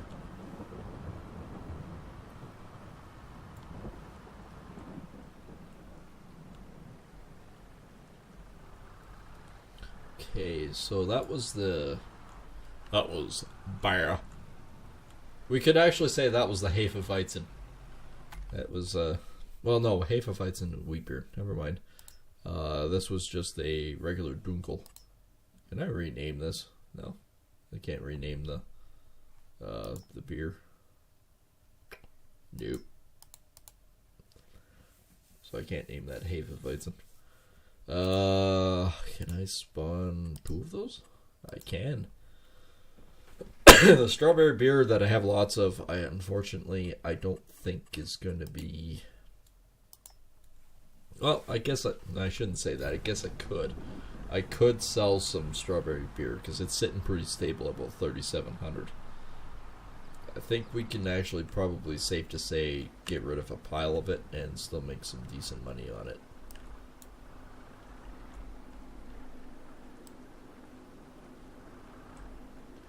Why is it so hard to pick up pallets? What has happened and changed in the time that we've been doing this?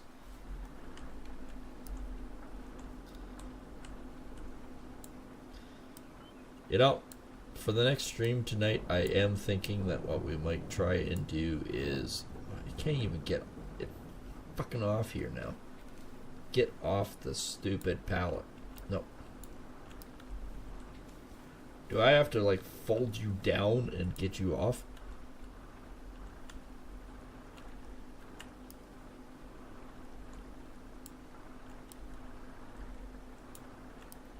Seriously, what the fuck is going on in this game now that I can't get the stupid frickin' pallet off this stupid forklift?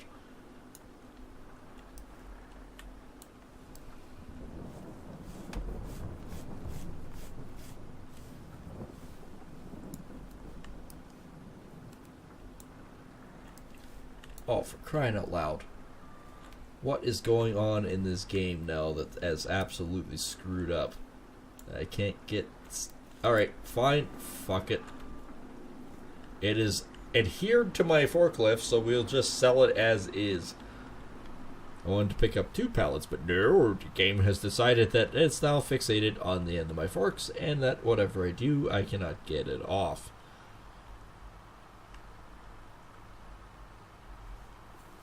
The swine game has screwed me a second time. Well, we've made 2 short reels tonight. We're doing well.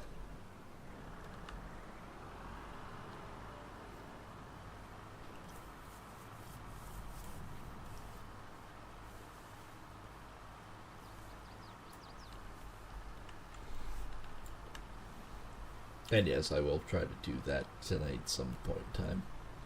But like I was trying to say before trying to fixate that I couldn't get the stupid thing on the fork or off the fork or anything in between, that maybe instead of doing like a War Thunder or something like that, we'll just try and focus on doing a Satisfactory stream. We haven't done Satisfactory in a long time.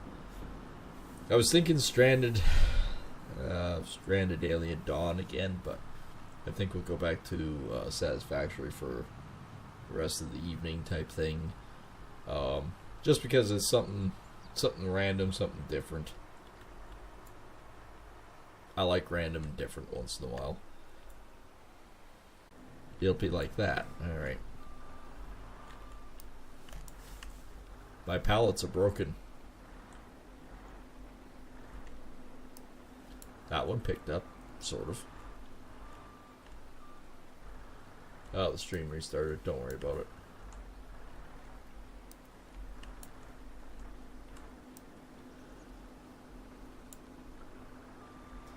Alright, we might be able to haul all 4 this time.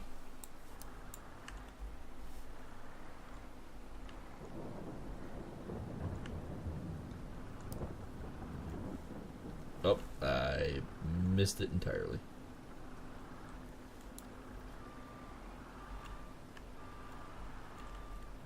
Okay, strawberry beer at this. Yeah, it's probably going to be about 32? 3 to 32.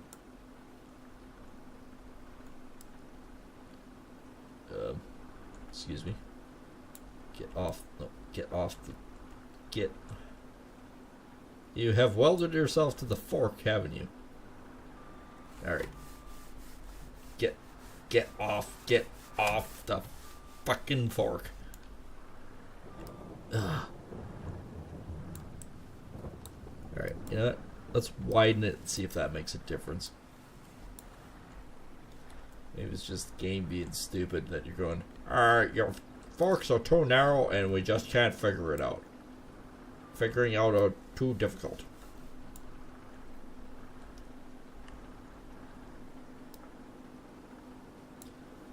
Ah, there's not absolutely nothing sketchy about this load. Perfectly fine. OHS is never going to have an issue with this one. Other than the top one's not protected at all and could land on your face. But still, nothing wrong with this load. I mean, the stuff that we've seen today is amazing.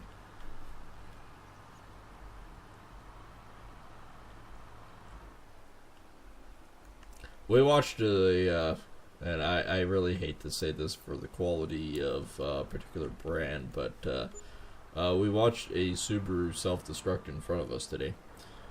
Not because it hit anything, because, well, it did. It hit a small bump. My truck hit it too, mind you. I didn't realize what it made the car explode. But all of its plastic panels exploded in the cold. Like, completely just went... Did the car stop to pick up the parts? No, he just kept on going. It's probably like, oh, this has happened before. This is normal. It happens every year when it gets to about -40. And this is the sad truth, alright? They say we're breaking records, right? Because of the extreme cold. It's -40 right now. Okay, my birthday's in a few days. Alright? So, happy birthdays, whatever. Don't care. But I particularly know in my years of being alive, which are more than 30 but not quite 40, that I particularly remember most of my birthdays being at least -40. So we're not breaking records. It's been cold before. And I can't understand why they're saying this is like a 50 to 60 year record. No, it's not. This is January in frickin' Alberta. It's -40 is normal. Hell, we're only getting -40 for 3 or 4 days. Well, basically a week, right? Say a week. We're getting -40 temperatures for a week.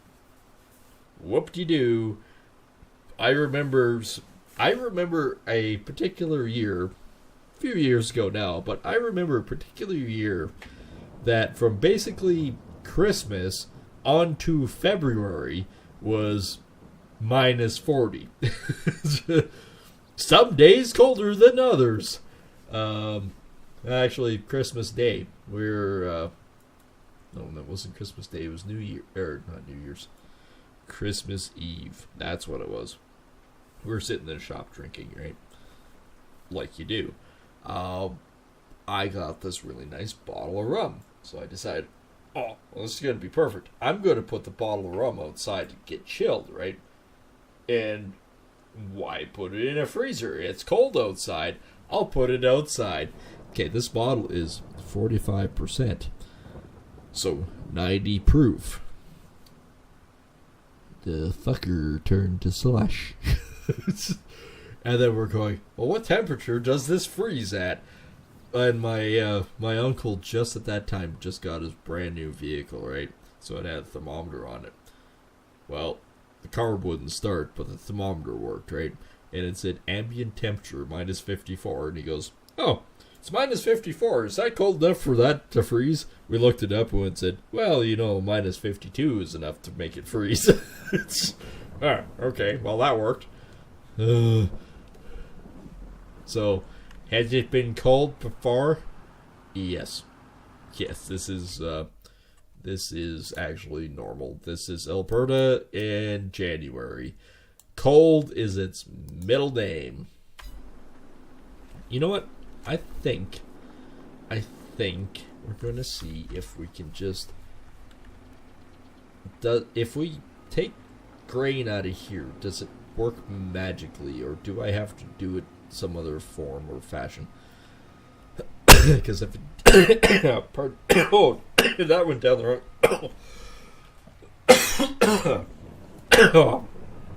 You ever try to breathe something that you shouldn't? I just did. Oats only has 7,800 here. So what did we learn from this, kids? I'm going to take my truck over to the other place and see if I park beside it, if I can fill it. If not, see, all I'm doing is I'm just trying to figure if I can actually haul some now. Okay, cool. We'll do that. But particularly right now, grain mill is the best one at 8:30. Anything over 800 for oats, I'm happy with. So we'll take a tandem load of this, if we can, up and sell it.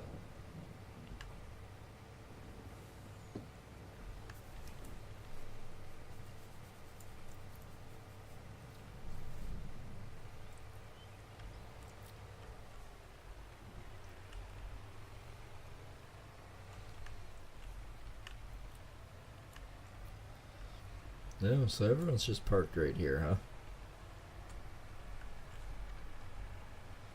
The thing doesn't require fuel, so... It says unload here. Nope, it looks like I need a little bumfuck auger. Okay. We could do that. Silos in general, is there a... Well, there's the Aggie pack. Oh, okay, that's huge. That's buildable feedlot. That does not help me. So this is 501, 500. So we already got 50,000 in there, which means the smooth wall bin with that as West Steel would basically be full. That's a bunker silo thing. That's a liquid manure pit, manure heap. So 117,000 probably in the generalized area of that. Oh, I actually have a bale and pallet storage. How did I get this? Huh. Alrighty then. Oh, we do have one of the tall boys. 250,000, 64,000. Okay, this bin was cheaper. Liquid manure extension, yada yada yada. Slurry storage thing, whatever the hell. Alright, so by the looks of things, no, it's going to be cheaper to do a small auger. Where is the smallest auger man can buy? Okay, that's a 39 foot. That's friggin' huge. This guy's only... Yeah, that looks big too. What the... I need a pencil auger, basically. This one's cheaper. This might actually work. Let's lease it. How does it cost to lease? $739. I think I can manage that. Do I need to haul my tractor up there to get it? Probably. I mean, what else are we gonna do, right? Yep, we leased another auger. Spending more money fruitlessly. I mean, if I can sell for $830 per 1,000 liters, and you times that by 22,000 for my tandem, yeah, we can make money at that. Yeah, people.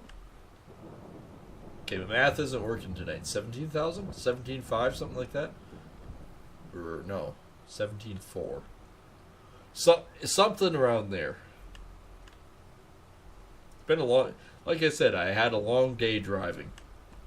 It took me, total driving time 3 hours. It took me actually about 4.5 to get home. And I say that because I A, stopped for fuel, and B, which was amazing because I read afterwards that the pumps were frozen. Wasn't where I was. It was cold. It was minus 43, it said on the truck. But I also stopped halfway point and fed my employee. Well, I needed food too, so it wasn't like I was just doing it out of my own free will to feed him. I needed food too. I was getting pretty hungry. And kind of, it's kind of weird. I get almost lightheaded going on long trips without eating, so you need to get out, get some fresh air, get some food in you and stuff like that. I get with the truckers and that. So yeah, no, that's what I did. I stopped. I got we had a good meal and really good food. That's one thing about stopping in a small little village or town. Usually the food is good. And it was. And cheap, too. Like, when you consider two of us ate healthy frickin' helpings for like $39, $40. That's not bad. Anytime you can get away with $20 a plate for food around in Canada now, that's not bad. That would be considered cheap. Considering when you buy, say, sausage McMuffins is about $30. Yeah, it's not bad.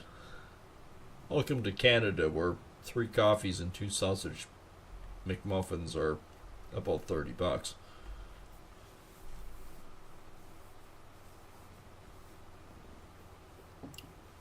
I watched one guy buy 2 double Big Mac meals. It was $50. You're going, what the hell, Universal? We used to buy this crap when we were drunk half the time because it was cheap. I remember the one time we had a party at a friend's place. And, yeah, we all had something to drink, right? And, well, we quickly all decided that none of us were sober enough to drive, which thankfully none of us were sober enough to drive. So we walked to McDonald's. And those are the back in the day when you could buy a cheeseburger. It was basically just a slider. These things were not very big. They were just tiny little burgers with a small patty and a slice of cheese with a little ketchup and special McDonald's sauce in them. That was it. That was all the entirety of them. But the number, whoa, hell, we're trying to do the pickup truck trick now. The reason why we bought them is because they were $1.50 a piece, and we'd buy like 40 of them at a go, because you could eat a half dozen of them. And yeah, they don't even have a cheeseburger now. Not around where I'm at, anyways. And yeah, no, you start looking back on, I remember when a cheeseburger at McDonald's was $1.50 and we'd buy like 40 of them. And each one of us would eat a half dozen. Well, they went down nice. And they honestly, if you were absolutely blitzed and couldn't hardly see straight anymore, and thought everything was spinning around you, you'd have a dozen of those, instant freaking sober. And believe me, we played with the breathalyzers with that. You used to be able to buy portable breathalyzers too. Now, you freaking can't. I don't know if they want us to drink and drive or what, but, like, I mean, we used to do parties all the time, and we all had breathalyzers, because we all wanted to make sure that we were sober enough to drive. So it was like, okay, these things are quasi-accurate. I wouldn't say responsible, but we had enough brains about us to say, okay, you know what?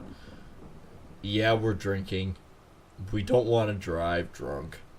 We don't want to cause issues or do anything. So, you know, there's these portable breathalyzers. Okay, well, let's test ourselves and make sure that, because if you blew like 0.03, you know you're probably 0.04, 0.05, just on the borderline, because these things are not as accurate. But it gave you an idea. And we've later found out they were actually not bad. Like, they're within, not like 0.1 of a milligram, but they were like 0.05 of a milligram. And it turned out that they were actually not bad. Like, a couple cop friends that I have did say that they appreciate us testing before we go out and drive. So that was kind of kudos. Except the problem is now I can't get frickin' tips or filters for it anymore. So it's like, what the hell? Well, we banned them. They were now a legal product. What? You banned a product that was keeping people from drinking and driving. Why would you do this?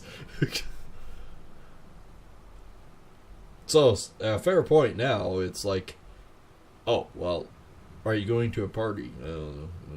No. Why not? If I come, I can only drink one. Well, why is that? Well, I gotta go home at some point, so I can't do that, man. It's unfortunate, but that's kind of where we're sitting in. But at the same time, I went in the wrong driveway. We're to the point now that it's way cheaper to drink at home than it is to ever A, do a party, or B, go to a pub. Like, we were talking about it today. I specifically remember there was a couple locations that used to do draft beer Fridays, and it was like, what, $1.50 a draft beer. You know how many draft beer you could frickin' drink? A lot.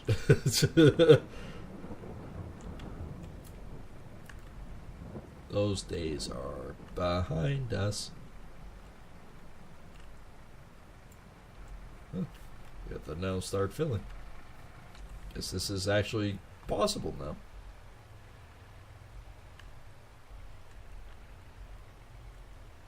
Oh, look at this. Hey, wheat. It's oats. Hey, it works! Okay, this is pretty cool. We got an innie and we got an outie. I like it.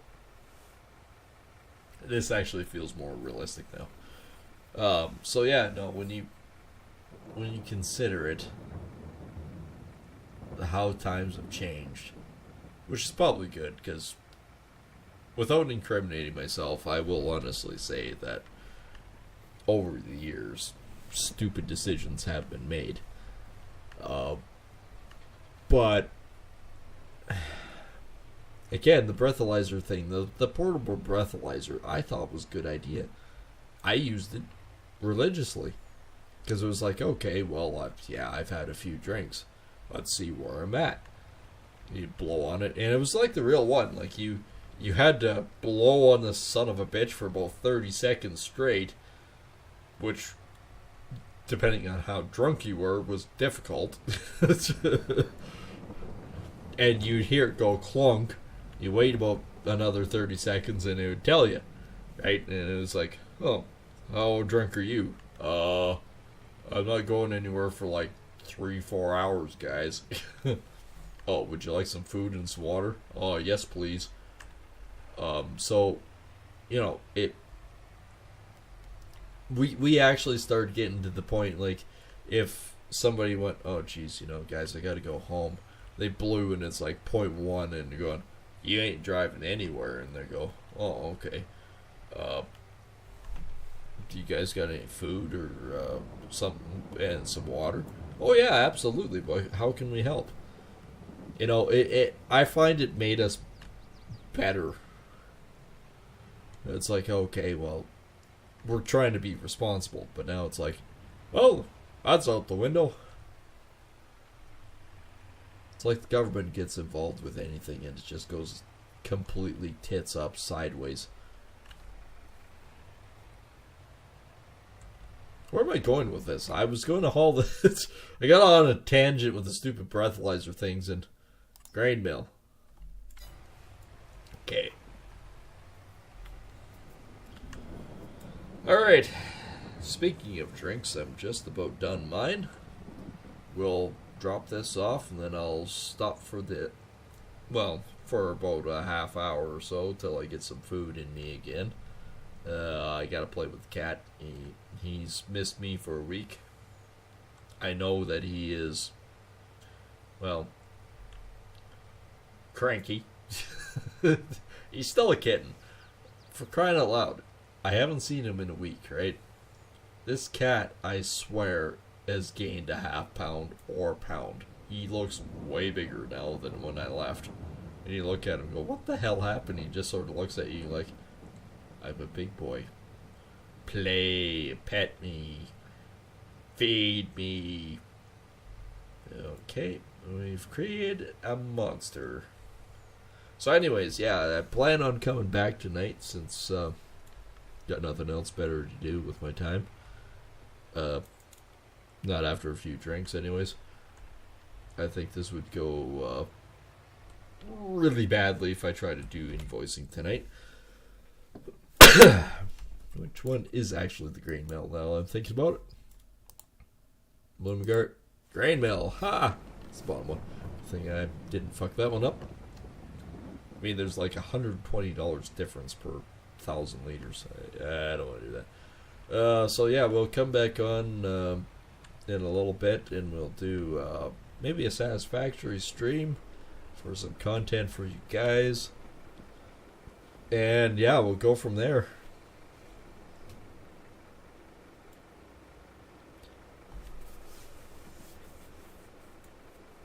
So what will a tandem give me?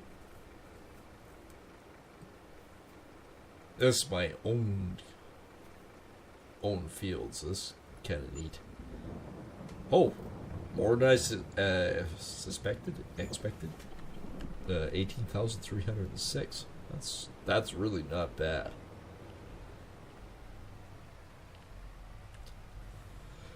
I almost feel like that poor little farmer. I mean, we hauled one load of oats. There's still many more, and we still, technically, when you consider, we still have 54,000 oats. I missed that sign barely. So, yeah, that's not bad. Grain mill, 832, held that price. That's not bad. I'm happy.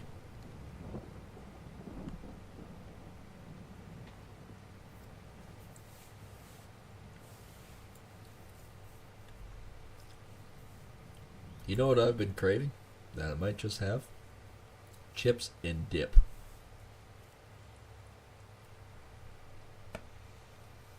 That's what I might just have. And I tell you, it's 20 to 11 here. We have not had it brown out or rolling blackouts. So people have paid attention, which I'm really happy about. So I'm still not going to turn on any more electronics. I've committed myself to only having my computer on, so I think if I'm going to eat chips and dip, it's going to be basically at my computer, because it's the only electronic I'm going to turn on. I'm faithful in my commitment. Hell, even my block heater's not plugged in. So yeah, that's going to be the end of the Farming Sim stream. Tomorrow night we're going to be hitting up Assassin's Creed and do that one. So we cover Monday in case I go back down on Monday, which probably is going to happen.